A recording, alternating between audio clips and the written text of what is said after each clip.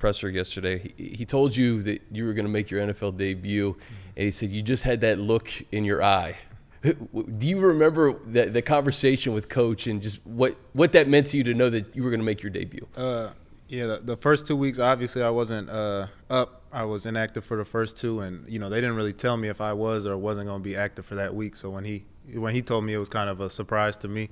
So I just had a different look when he told me that, and I was prepared for it. Rondo, you came into the league and you have the luxury of being able to compete against a guy like Derwin. I remember when I came into the league, things were a little bit faster for me, right? The playbooks are a little bit more in depth, and it takes a lot more studying. As a rookie, what has been your biggest challenge so far being a rookie coming into the league versus college? Doing things like that, the speed, being in the huddle, going over the plays, because, in college you do a lot of signals, and, you don't really change up the snap count too much, or you don't have any kills to many plays. So that – and the level of talent around, every team. Any team can win any given Sunday. It's not like college where, you could be playing like an FCS opponent where, you might not have to go, all 110%, but you still might pull out the win versus, out here you got to go 100 every day, even in practice, because you got to be able to make the team in the first place. There was a cool moment. We were, calling the game from the booth, and a lot of times we'll see players, that went to school together, and they're chatting. Saw Najee and Patrick kind of rapping with each other, and all of a sudden we were looking at you and Patrick Surtain talking, and I was trying to put it together, and then I realized, oh yeah, these guys kind of grew up together. So how young were you when you got to know them? Did you guys just hang out on the field as both your fathers played for the Dolphins? So kind of walk us through that relationship. Yeah, our dads played together on the Dolphins, and our parents have grown to really know each other, and I've hung out with him a lot. And our moms sent us a picture. It was a picture of him 4 years old carrying me when I was 4 months old. So I've known him my whole life. Been going against him in Little League. Obviously played with him in high school.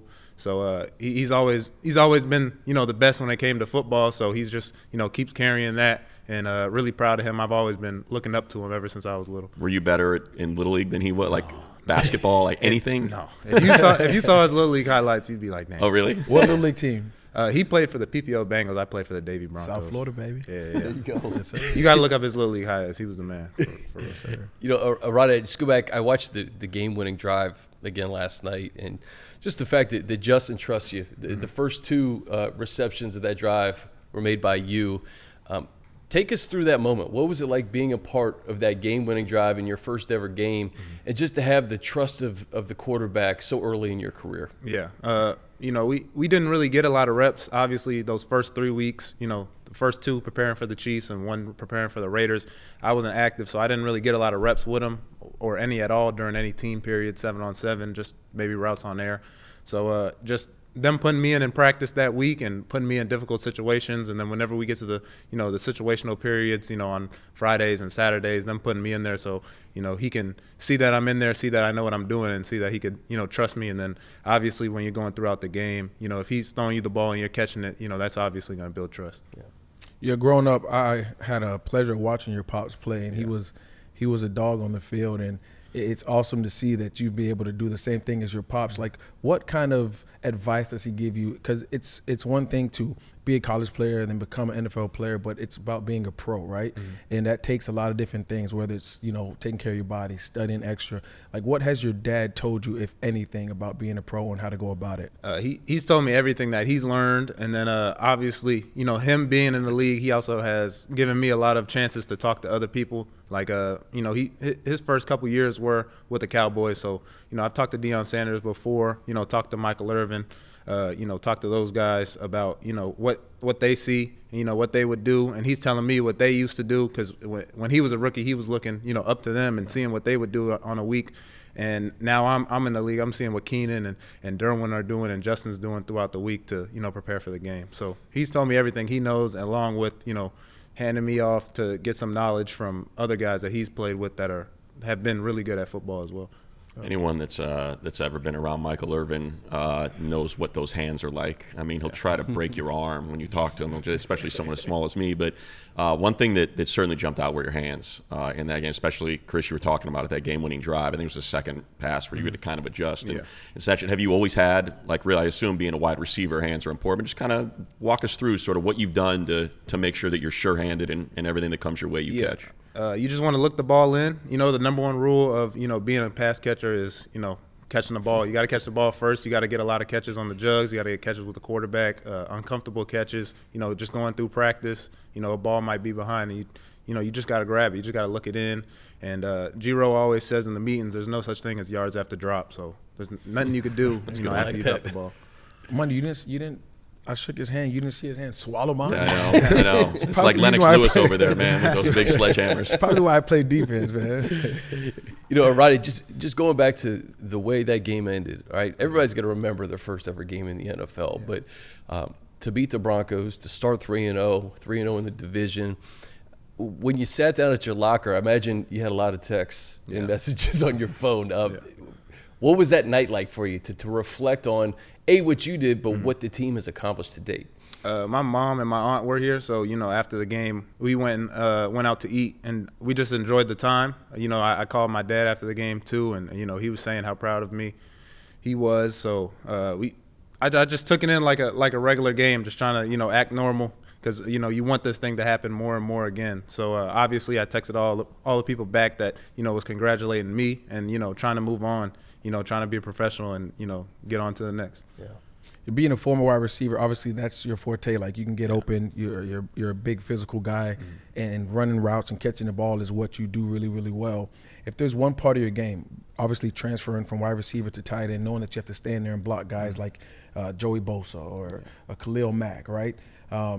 When you're practicing against Khalil, if you're playing against Joey or defense ends at those types, like, what do you think you need to improve on as a player, more so pass blocking? Pass blocking, just, you know, looking at the film of guys and looking at moves they like to do. And then obviously, like, you know, I've said, get tips from other guys, you know, talking to Joe, talking to Pip, talking to Slater, you know, guys that are, you know, on the edge, blocking those guys most of the game, you know, seeing what they're doing.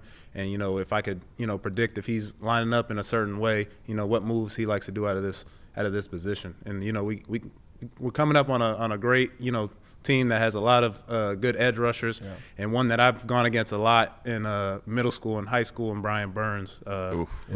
He's a menace. They used to have me at scout team tight end for when I was like in eighth grade to go against him, and it didn't end well. So we get another crack at it this week. So it's going to be good to go against him and see him again. Yeah, you know, Jaleel was talking about, you know, just sort of route running and kind of, if you don't mind sharing, how much of that is you know, sort of having the opportunity to kind of do what you think is right with Justin, and how much of it was called in the huddle? Because it certainly seeed like, you know, there were a couple plays where maybe you were kind of, you know, flexing a little bit and kind of getting open for Justin. Is that kind of how it played out in that game? A little bit of both. You know, it kind of just plays out like that, but the offense is made to, you know, give guys options and, you know, see the coverages.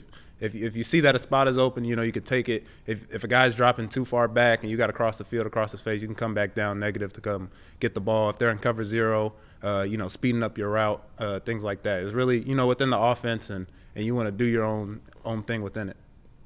You know, Tony Jefferson sat in that chair last week, and you guys have polar opposite stages in your career right now, but at the same time, like Tony didn't start the season either. And, you know, we've seen guys come in and out of the lineup, and either on offense or defense, it still kind of looks the same. I don't know if you could just speak to the competition among you guys, you know, whether it's the tight ends room or just offense. You know, you have a really experienced tight ends room. Like, how have those guys helped bring the best out of you? Yeah, Will and Tyler have definitely, you know, helped me in getting the knowledge and knowing, you know, what to do against a certain look and how I should line up to make, you know, all my splits look the same, to make, you know, a safety or a DN think I'm, you know, about to block down on them, but really I'm going to run a route, and that might slow them down just a little bit to give Pip or Joe, you know, more time to, you know, get in their pass set, or, you know, how wide I need to get and how good I need to make a fake look, you know, if we have, you know, a block and go or something like that. So, you know, they've been great helping me along the way. And then, you know, I just build on that with the things that I've already been doing. So, yeah. Non-football question. You guys are flying out to New York this weekend. I was talking to Money about it, and we were talking about food. I'm a foodie, right? And Money was saying that he likes Italian food. If you guys get out there and you get to go out there with the group as a whole, what's one meal you're looking forward to in New York? I never had a chopped cheese before from the deli, so I Chopped might have cheese. to find a good one out there in New York. You got to explain to the people what a chopped cheese is. It's viral on Instagram. You got to explain to them what's a chopped cheese. I don't really know. All I know is it's a chopped up hamburger. Yeah, that's all I know. pretty But much. people go crazy about it. And obviously being in Syracuse, being 2.5 hours away from New York City, people always talk about how great it is. They obviously have them up there, but the people that are from New York City always say, oh, it doesn't compare to the ones back home. Yeah. So if I had the chance, I'd go there. I love it. Love it. We'll keep on that theme then. So you mentioned Syracuse won. It's too bad nobody on the team's from Clemson because you could have really enjoyed that after the beating they put on them this past week. But I think I read you were an econ major. Yeah. So like when I heard about you laying in bed and then just kind of coming to the facility, that had like a very economist ring to it, like time as a commodity, opportunity cost. Why am I laying here when I can be in the facility? Do you, like, if that was your major, like, is that something that you apply to every economists? Just think differently. Is that, would you say that's fair, kind of how your mind operates? They could. I don't know. if that's how they differently think. Obviously I was in it. I was doing the major, that and finance in college, and that was obviously tough because I wasn't really good at math, so I had to really get into it. You took it on, man. Yeah, I just had to, doing internships and all those type of things. But I think they do think differently, the people that I have worked with in the past. Oh, they're weirdos, man. They are. Trust me, they are complete weirdos in a good way. They operate differently. Yeah. I got to ask you about your coach at Syracuse and Coach Harbaugh. I mean, Coach Brown seems like to be such a character in his own right. Yeah. They're taking care of business right now. Yeah. What was it like having him as your head coach, and like the biggest differences or similarities to Coach Harbaugh? I think the differences is like the level that we're at, and obviously in college, there's no days off. You always we go full pads Monday through Thursday, and then we have He's making him run wind sprints after games. I don't know what that was for. We almost had a game like that. We possibly could have had a game like that we could have won. But yeah, I mean, he is super hard on you, but coming from the coaching staffs that he's came from at Georgia and Temple and Baylor, and the head coaches he's been with, he really knows how to run a program himself, and he's doing an amazing job right now. And I talk to those guys every day. I play a lot of video games, so we play the game with them, all the time. So talking to them, they liking the experience, and they like to complain, that they have, Bloody Orange Tuesdays every Tuesday. It's like 10, 15-minute inside run periods and all that. But, it'll really pay off when you get here. It'll all really pay off when you get to the next level. No doubt. Yeah, speaking about wind sprints after the games and things that pay off, you guys do something similar here in the fourth quarter program, right? Whether it's in training camp after a long 2-hour practice or just in season. For the people at home after practice, they may do lunges, they may do curls, they may do something to just strengthen a little piece of, a part of their body. And we've watched it over and over again, and I've been part of the Chargers for the longest, and you guys are finishing games, right? And that's what the fourth quarter program is about. Can you touch on that, how Coach Herb is doing such a great job getting you guys not only physically ready, but you guys are doing it as a team, and then it's showing up on Sunday? Yeah, Coach Herb is an amazing coach, and he has an amazing staff with him, and he approaches things, differently than I've seen before. I don't know if you've, been in his program before, but, it's not as conventional as you think, and he has a different way of thinking, different way he wants to run things. But if you really look down into the science, and and the reason why he has the job and the things that he knows that we don't, I mean, it's crazy how it ends up working out, and how much like those lunges and those planks and all that really come to fruition and help us, late in games. No question. I mean, you can just see it, the way it played out in those last 2 drives, the touchdown and the game-winning field goal. Last one from me, Aronde, just when you went back, I'm sure you went back and looked at the film and all your targets and catches.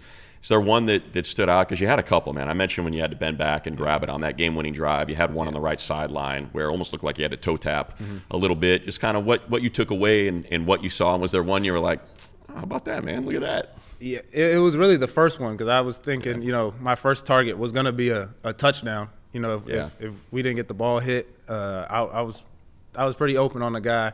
And, I could have grabbed it. Oh, yeah, you're going to the pylon, right? Yeah. And it was just thrown a little bit behind you. You slid to the ground, right? I would have thought, that would have been my first catch, and, that would have been cool for first catch to be a touchdown. Touchdown, Sally? You got a touchdown, Sally, for us? I didn't even have one set. I didn't have one prepared. Gonna let You it got flow. one program for Sunday? Yeah. Okay, good. Yeah. That's all that matters. All right, we talked about you a bunch in the offseason, and Sunday was a great example why. So we look forward to seeing you on Sunday and beyond, man. Thanks for being with us. Thank you. Head to San Francisco and experience the Super Bowl with On Location, the official hospitality provider of the NFL and proud partner of the Los Angeles Chargers. Secure packages that bundle verified tickets with exclusive access to pregame parties featuring renowned entertainment and top-of-the-line food and drinks, plus immersive postgame field celebrations. On Location delivers unforgettable experiences so you can create memories that will last a lifetime. Visit onlocationexp.com